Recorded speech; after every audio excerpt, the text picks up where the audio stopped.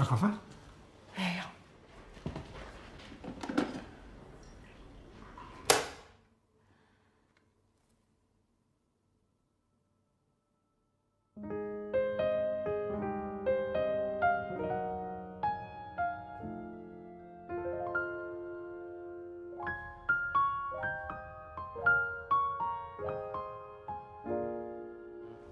Don't ignore what's happening here. We're having some kind of powerful, weird alchemy, and you have to pay attention when that happens. Stuff is not to be treated lightly. I'm not a concept, Joel. I'm just a fucked up girl who's looking for my own peace of mind. I'm not perfect. I can't see anything that I don't like about you.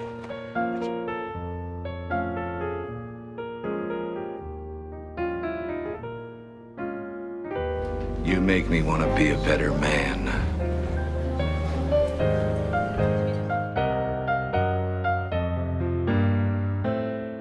You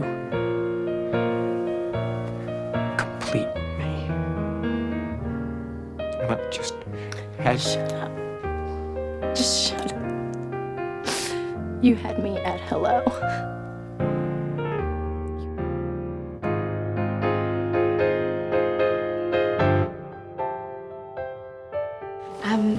How did you guys meet? Oh, it's a pretty cute story. Do you want to tell it, Bob? No, you go for it. You guys heard of Nothing But a G Thing?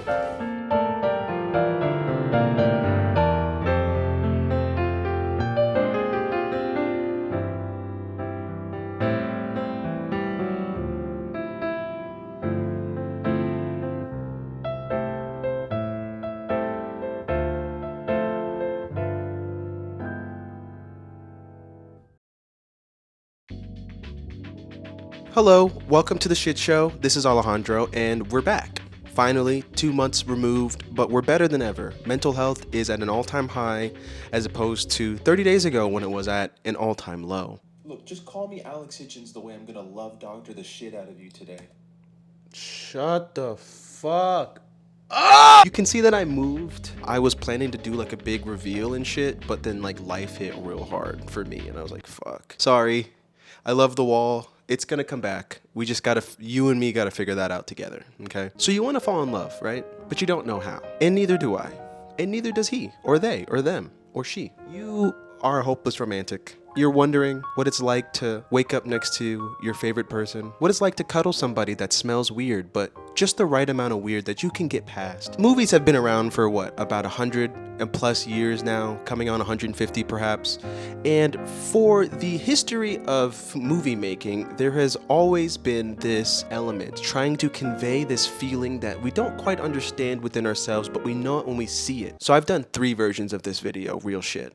This is where I'm gonna get real honest with you guys, and that's why it's taken me so long, is because in the initial version of this video I wanted to do something where I could just, you know, outwardly talk about my favorite romance movies, and then I was like, well damn, I need to do like a film history lesson. So I made a whole 20-minute video of like film history as it relates to romance, and I got through that and I was like, oh, nobody cares, and I'm gonna cut this. Hopefully this feels a little bit more impromptu, cash type shit, you know what I mean?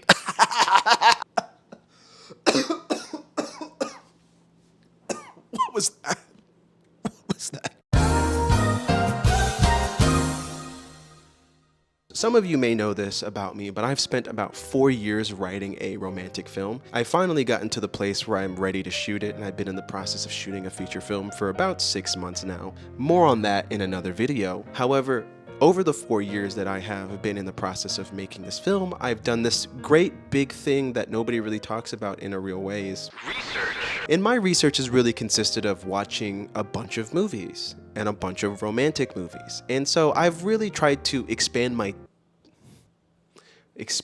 taste and tried to just kind of search for films that, you know, I think stood out to me or things that I wanted to reference. And so today I really just wanted to talk about movies that I think really inspired me, but I also want to use this as a way of kind of driving home the point of understanding what good romance is and also how it projects and often reflects real life. So let's take a look at how to fall in love like the movies. Tell the truth. Tell the truth. Now, it's no secret that romance typically is viewed from an autobiographical sense, meaning, you know, a lot of these writers and often directors are pulling from experience that comes from a personal place or a place of familiarity. I think what's important about that is not necessarily the specifics or the specificity of the story. You know, we're not asking for the exact names of these people in the writer's life or the director's life. We are looking for the emotional truths of these moments. What are you trying to convey to us? And I think that is the essence of this section. You have to be truthful in your storytelling, both in the romantic sense, you know, when you're actively pursuing a partner. You also have to be honest with yourself, and in cinema, you have to be honest to the audience. And so when we're looking at what honesty is, oftentimes people think that it's the innocuous truth that we are talking about. It's the, I didn't know what I wanted, so I just like didn't text back. No. When we're talking about the emotional truth, you have to take into account the perspective that you don't want to accept. And part of that is looking at the opposite side of the coin.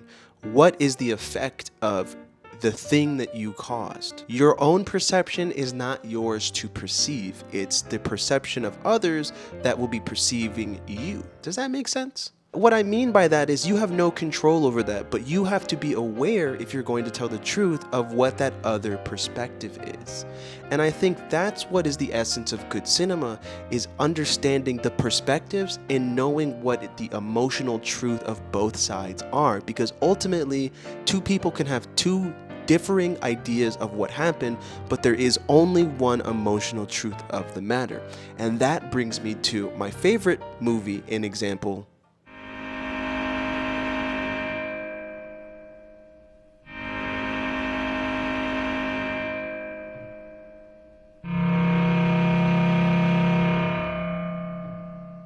Now, Her is a very simplistic movie about a man that falls in love with his AI computer chip while trying to get a divorce with his ex-wife. A lot of people that have seen this movie or have talked to me about this movie will always bring up, oh my God, the dead cat is so gross. But that's the point. It's supposed to be uncomfortable. This man is alone and has to go to the internet to search for some sort of connection. Does that sound familiar, guys? Come on. What are we doing on YouTube right now? You know what I mean? Nigga, you picked the video. We are searching for connection in any form or fashion. So for this man to fall in love with a computer is just a personification of that idea. And I want to talk to you guys more specifically about my favorite scene in this film, because it is quite literally, no hyperbole, my favorite scene in any movie ever. It's an innocuous, very simple scene, but it breaks down the essence of this idea, this core emotional truth that I'm talking about. So let's take a look.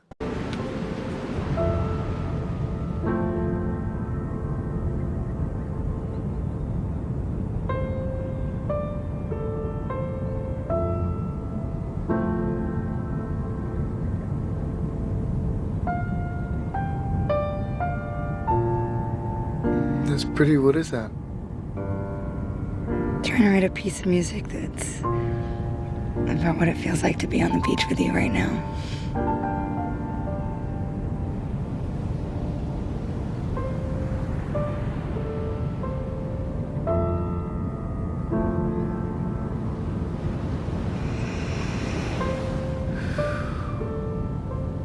I think you captured it. Now, I love this part right here, and I'll stop it now. I think it sets the framing of what comes next very well. It essentially mellows the moment. You are settling into this relationship, and everyone has been here, right? Where you find that beyond just the romantic attraction of a person, there is a comfortability that you have to find within them. This ability to open yourself up to a new person, to a new idea of romance. And this is that moment for these characters. We are accepting the feelings right now. And that's what leads us to... So what was it like being married? Well, it's hard for sure. But there's something that feels so good about sharing your life with somebody. How do you share your life with somebody? Well, we grew up together. I used to read all of her writing all through her master's and PhD. And She read every word I ever wrote. We were a big influence on each other. In what way did you influence her? She came from a background where nothing was ever good enough. And that was something that weighed heavy on her. But in our house together, there was a sense of just trying stuff and allowing each other to fail and to be excited about things. That was liberating for her. It was exciting to see her grow. Both of us grow and change together. But that's also the hard part. Growing without growing apart, or changing without it scaring the other person. I still find myself having conversations with her in my mind, rehashing old arguments and defending myself against something she said about me. Yeah, I know what you mean. Last week, my feelings were hurt by something you said before, that I don't know what it's like to lose something, and I found myself... I'm sorry I said that. No, it's okay, it's okay. I caught myself thinking about it over and over, and then I realized that I was simply remembering it as something that was wrong with me. That was a story I was telling myself, that I was somehow inferior. Isn't that interesting? The past is just a story we tell ourselves. Now, I will be honest with you guys, because this is an honesty moment for everybody. I've shown this clip to women a lot, honestly. This is that moment in a script that you always want, I think, as a writer, but as a director as well, and even as an audience member, where the script goes beyond the screen. The script goes beyond just it being a representation of two actors rehearsing lines and then reciting them on a camera with the second or third cut being used on the editing floor. This is way beyond that. This is Spike talking directly to us, saying exactly what his emotional truth is, in a way that is quite literally beyond just him saying, oh my god, I was so upset about my last relationship that I don't know how to love. No. We see Theodore Twombly accepting in this moment the consequences of his decisions in a relationship, in a way that is not angry or pessimistic, but rather nostalgic about the emotion, in a way that doesn't feel like it's coded in some sort of emotional trauma. And I mean, the movie is essentially about some version of that, but in this moment, it feels true. Beyond just it being this innocuous conversation you're having on a first date with somebody. This is something that you genuinely believe, that you genuinely want to communicate because it matters. It's important. And it's important to not only Theodore, but it's important to Spike. It's important to the audience. It's an acceptance of being a flawed human being. You can't just open Final Draft and write that scene. That is something that you lived through. That is something you lived in. That is something that exists far beyond just the script. And you have to understand that more than it just being a film. And that's the important part, I think, of romance, and also the idea of telling the truth in a cinema, and also telling the truth in life. Like you want to have that level of acceptance. You have to reconcile with your emotions. And I think that's what I love so much about this moment for me is that I'm seeing more than just a movie. I'm seeing two people actually deal with their emotions in a way that just doesn't exist as commonly as it should. Now, I would be remiss if I did not clock the tea, if you will, about... Thank you. Hey, thanks. What can I get you? I'm not sure. For relaxing times, make it Suntory time. I'll have a vodka tonic. You've probably seen multiple video essays on this, including several TikTok. They constantly circulate through the fucking interweb. This movie to me is just as much about liberation as it is a portrait of loneliness, because we have these two characters that feel isolated both in their relationships but also the reality of being in a place with a language they don't speak. Now, this movie is essentially a letter to Spike Jonze, who was married to Sofia Coppola at the time, that essentially outlines not only an emotional affair, but also this idea of neglect that has happened within their own relationship, their own marriage, ultimately leading to a divorce upon the release of this film, and Sofia goes on to win an Oscar for it. When we are talking about telling an emotional truth, Sofia Coppola reaches that same emotional truth in Lost in Translation, and she reaches very deep within herself, but also within the reality that she was faced with, and ultimately comes out with a product that is direct in its messaging, and as a result becomes this form of liberation, a form of release for this character. Just as Spike Jonze's Her also does the same thing. Both of these movies stand together as ways of telling truths both to each other, but also to themselves as a way of letting go of their relationship. We'll talk more about Lost in Translation, but I want to talk about the essence of romance a little bit more deep, because I think in order to fall in love, you gotta be a little delusional.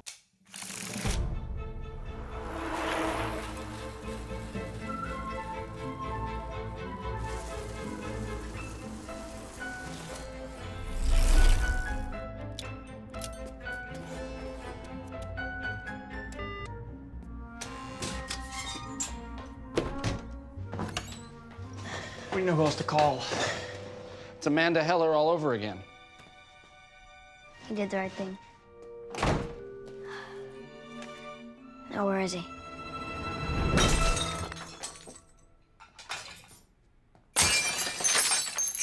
Thomas?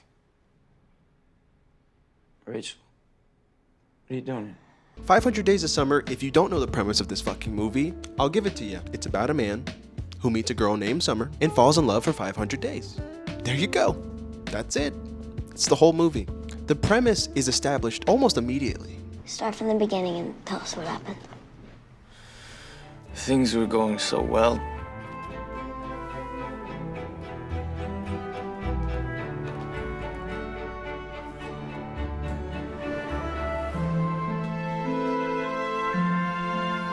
Then what? I think we should stop seeing each other. Right here, stop. Freeze frame that shit. Let's just eat and we'll talk about it later. That is good. I'm really glad we did this. I love these pancakes. What? Tom, don't go. You're still my best friend. Here is our catalyst of delusion, because Summer isn't just telling a truth, she's telling a half-truth. Because the whole truth would be, I don't want to be in a relationship with you. And that is the exact premise that this story hinges upon. Because now we go on this hero's journey with Joseph Gordon-Levitt's character, who is trying to reel with this idea of what could have gone wrong with this relationship and where could I have made my changes. And we follow Joseph Gordon-Levitt trying to get Summer back, while Summer, the entire time, is actively seeking other partners and eventually finds her future husband. Now, this is communication 101, fellas and ladies. When you are communicating in a situationship, you cannot tell the whole truth. You have to tell the half-truth. And that's delusional. But trust me, you want the half-truth, because the whole truth would end the situationship. And I'd like for us to be friends. Is that all right? Yeah, it's... We have this conundrum in love where we want to have the person without any of the consequences of actually having that person. And we see that play out in 500 Days of Summer really, really effectively. So effectively, in fact, that people think Joseph Gordon-Levitt's character is in the right. No, he's wrong. Guys, I don't know what to tell you. He's fucking wrong. I feel bad for Joseph Gordon-Levitt's character because you know why? I'm him. I've been him. You have to listen to people the first time, always, because they will always tell you. I had a girl once on a date. This is a weird anecdote, very personal. I won't give a name. I was just coming out of a relationship, so I was very pessimistic about the idea of dating again. And I found this person and we had this very strong connection almost immediately. Within the first hour maybe of us having like a real genuine conversation, she kind of spilled the beans. She said very simply, I don't know if I'm emotionally ready to handle a relationship. Okay. My delusional ass was like, she's not talking about us. No, she's talking about like the other people in her life, not us. We're together. She's beyond that.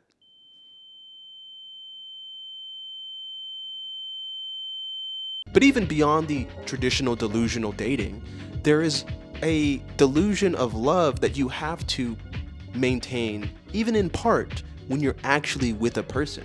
And that can be best expressed by Rylane.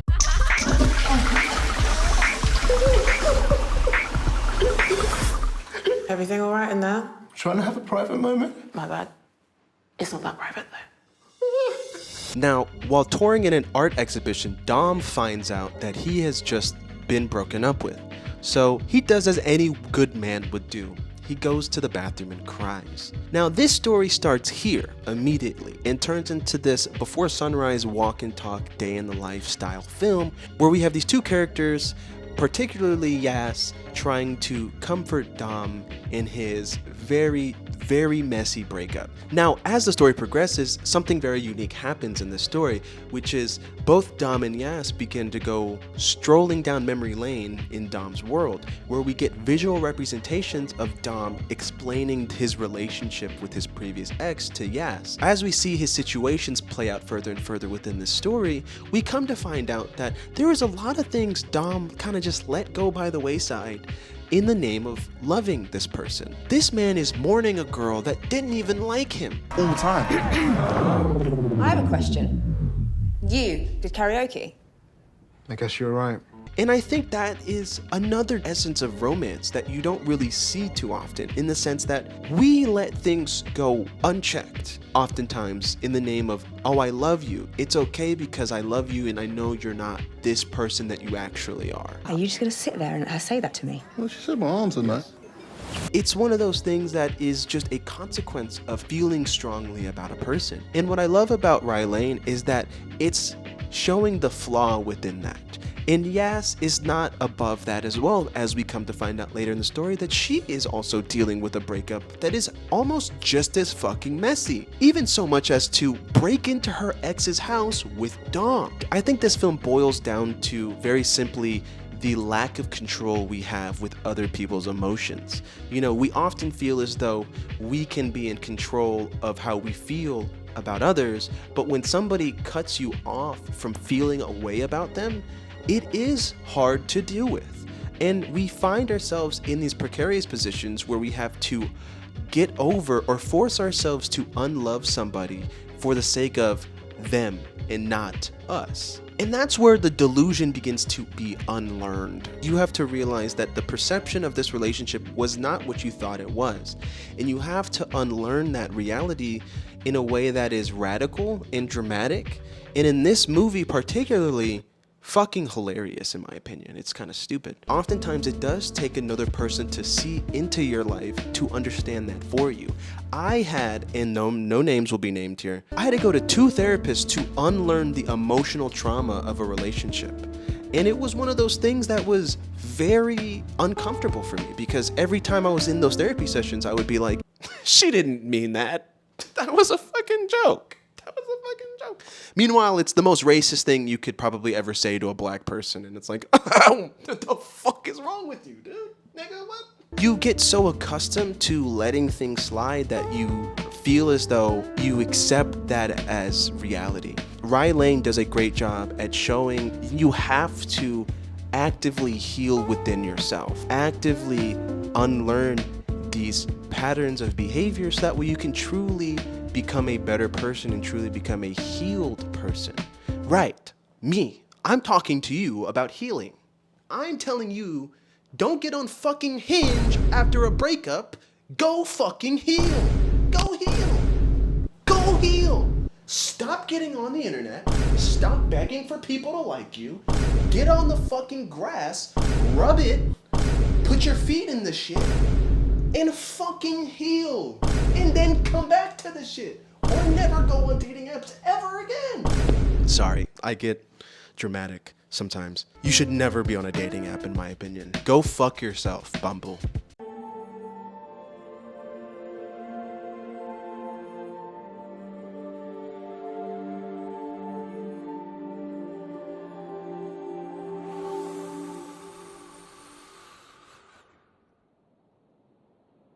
Now, there's so many fucking movies that can describe The Perfect Stranger. Before Sunrise trilogy is a Perfect Stranger film.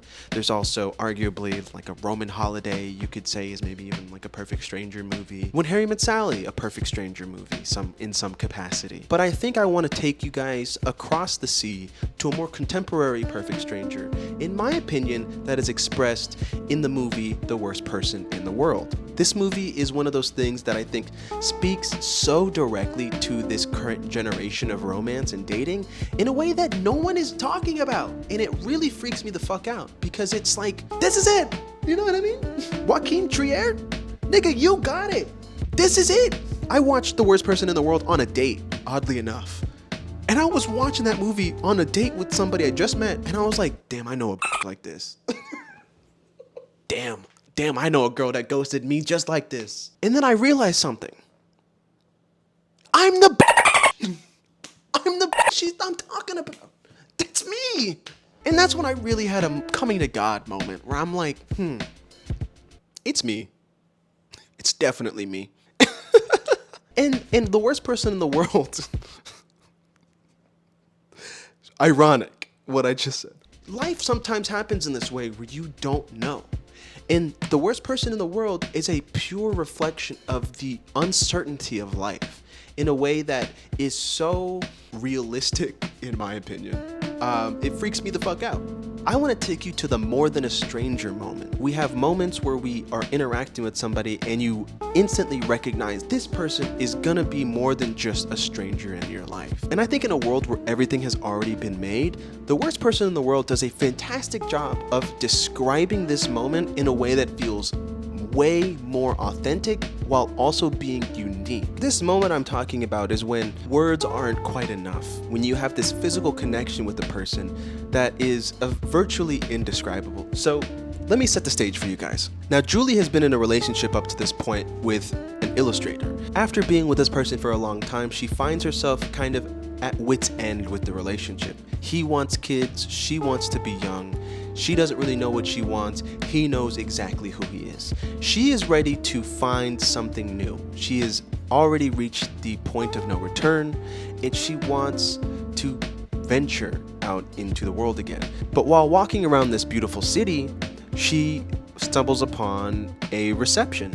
And within the reception, she essentially cosplays being a fucking friend of the bride, upon which she meets Ivan. And now Ivan and her have a relatively casual, innocuous conversation that turns a little bit different. They begin to drink, they begin to get flirtatious, and then we reach the point of no return, which can only be described as Ivan watching Julie piss in a toilet. Now, maybe some of you are like, ew, oh my god, that's so gross. That's hot. Let's be real. I'm keeping it a buck. I'm watching girls piss all day.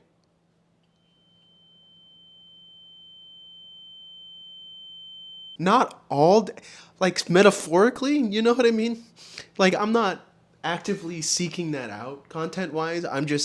I'm saying in a metaphorical sense, I think that is okay. I'm not saying that I'm watching that on the internet. I'm not watching that out in public.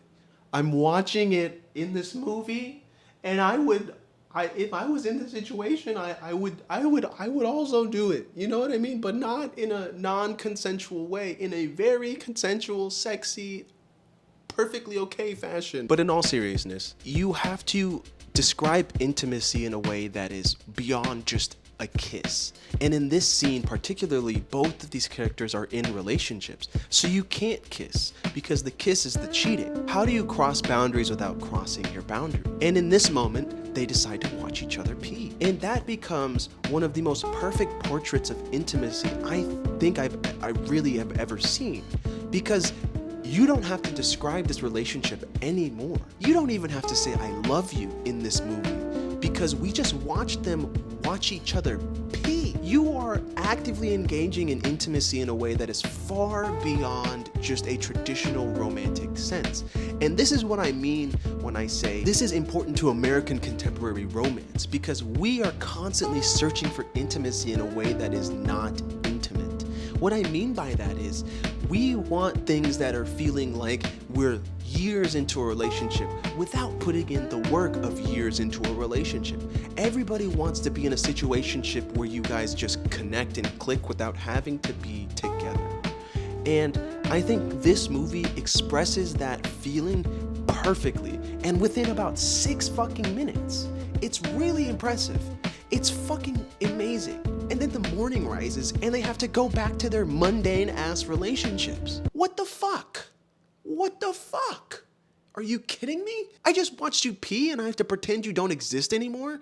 And that's the premise of this film. You have these moments with people that feel way beyond the boundaries of just, hey, I just met you, but like, this is crazy, here's my number, call me maybe. It's more like, oh my God, I cannot live without you. You are everything within me that I breathe. I don't know what I'm gonna do without this person. And I just fucking met you 6 minutes ago. Nigga, what? You boiled it down to urination? Joaquin, brother, I don't know what you've been through in your life, but keep going. I wish the worst upon you in the best way, so that way you can come back with some more of this shit.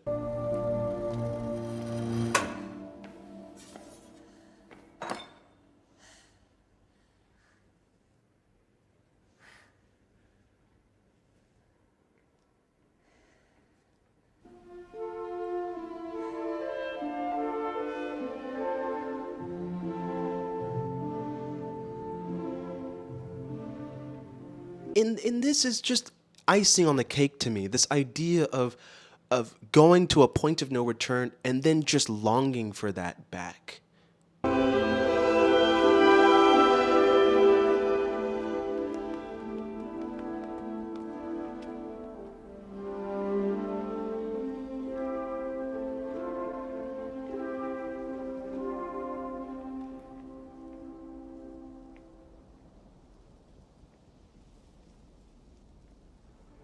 The More Than a Stranger moment, I'm essentially remixing it. It's a meet cute. In some capacity, it's a meet cute, which is a very traditional American trope. I mean, it's also just a romantic trope. But I think, to me, it's a little bit deeper than that. You know, you have to cross the boundary that goes farther than just this traditional sense of, I met this person and they were great and that's it. And that's where this moment comes in. You know, we have plenty of equations. I would say in Her, the sex scene with Samantha and Theodore Twombly is that moment as well. And that's a very literal sexual moment. A lot of these movies will have sex as being that going across the boundary moment, but you don't necessarily need that. Now you can use it. I'm not advocating against sex. I love sex a lot. But for Joaquin Trier to find a way to express every emotion that comes with a sexual intimacy without the sexual intimacy, how do you convey that anyway else? You know what I mean? To me now, when I watch movies, I'm like, it's not enough to have sex. You have to fucking, I have to grab her shit out of. Cut his fucking mic! Bruh. There's no way out of this one. You're done. I don't know where that came from. And this is why I don't write anything. Because I just...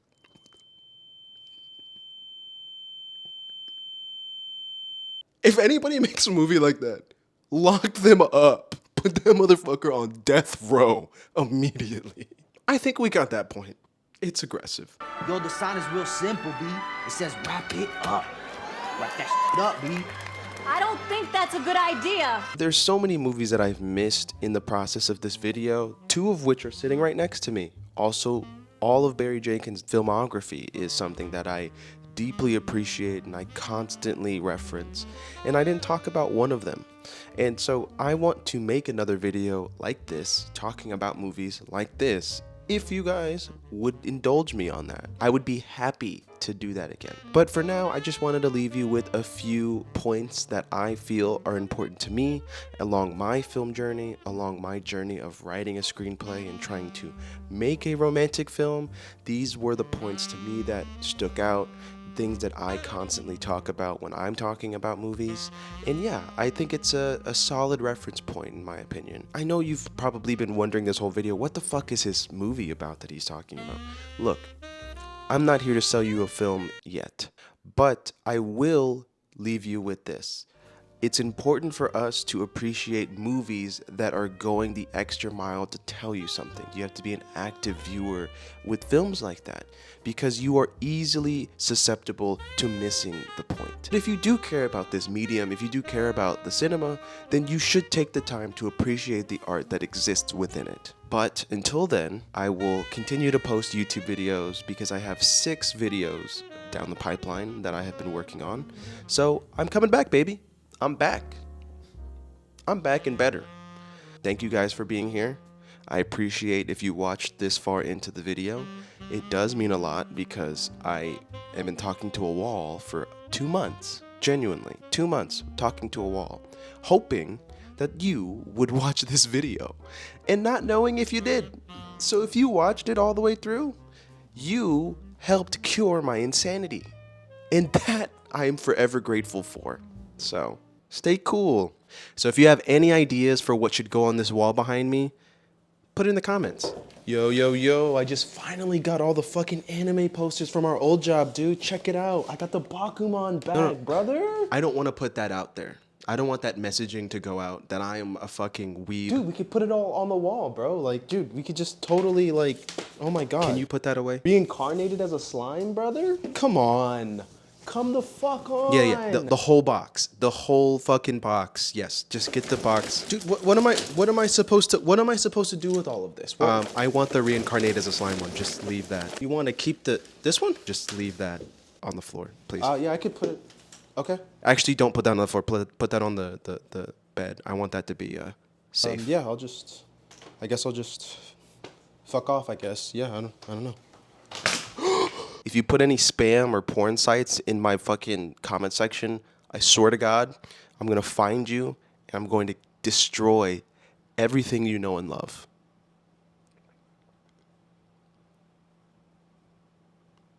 Thanks for watching.